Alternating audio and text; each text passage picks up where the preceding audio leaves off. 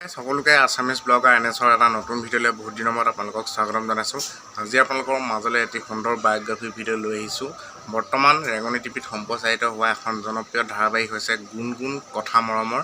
আৰু এই গুণগুণ কথা মৰমৰ ধাৰাবাহিকখনত অভিনয় কৰা এটি জনপ্ৰিয় চৰিত্ৰ হৈছে মইনা।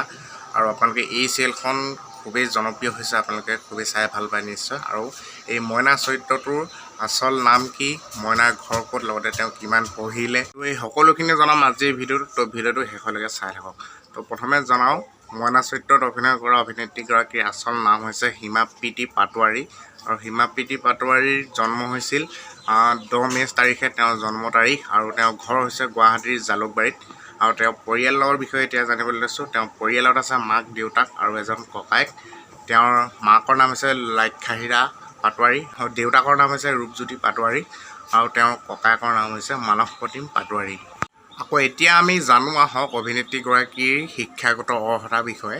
আৰু তেওঁ শিক্ষাগত অৰ্হতাৰ কথা ক'বলৈ গ'লে তেওঁ স্কুলীয়া শিক্ষা কৰিছিল ৰেলৱে হাইস্কুলত। আৰু তেওঁৰ হাইস্কুলীয়া শিক্ষা কৰিছিল শ্ৰীমন্ত শংকৰদেৱ একাডেমীত। আৰু তেওঁ গ্ৰেজুৱেশ্যন কমপ্লিট কৰিছে BA ইকনমিক্সত সন্দিকৈ গাৰ্লছ কলেজৰ পৰা তেওঁ BA অৰ্থাৎ গ্ৰেজুৱেশ্যন কমপ্লিট কৰিছে। আৰু তেওঁ মাষ্টাৰ ডিগ্ৰীও কমপ্লিট কৰিছে। তেওঁ কটন ইউনিভাৰ্চিটিৰ পৰা, কটন বিশ্ববিদ্যালয়ৰ পৰা তেওঁ মাষ্টাৰ ডিগ্ৰী কমপ্লিট কৰিছে।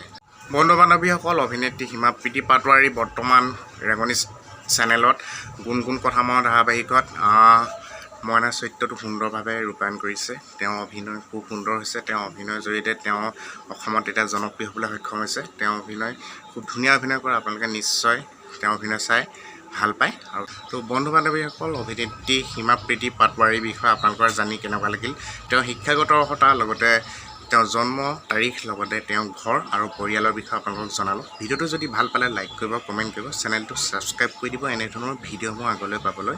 আৰু আজিলৈ ভিডিঅ'টো ইমানেই। নেক্সট আকৌ আহিম এটি নতুন ভিডিঅ' লৈ, নতুন অভিনেত্ৰী বা অভিনেতাৰ বিষয়ে জানিবলৈ। এই ভিডিঅ'টো শ্বেয়াৰ কৰক, লগতে চেনেলটো ছাবস্ক্ৰাইব কৰক। আজিলৈ ইমানেই, ধন্যবাদ।